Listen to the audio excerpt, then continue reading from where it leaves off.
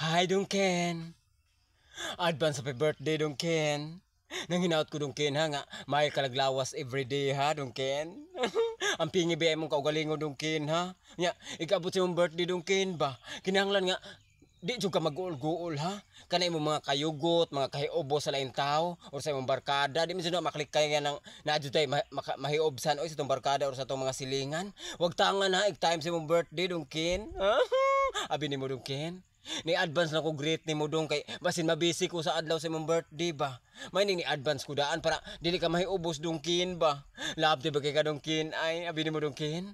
Naibugay ko ni mo dungkin ay ambot oy ngano ko. Mura man ko mabuang kung di ko kita ni mo dungkin bisan sa Facebook lang gusto jud ko maka-open ay.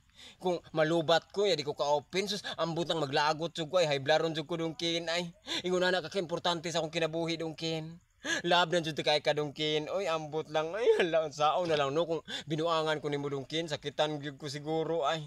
Ayaw tang ko binuangi dungkin ha. Ha? Nang hinaot lang ko dungkin ha nga padayon na neto relasyon dungkin ha. Balik ko na ko dungkin. Advance happy birthday karon ng May 27. Good luck sa imong birthday. Ug hinaot ko nga happy ka ha.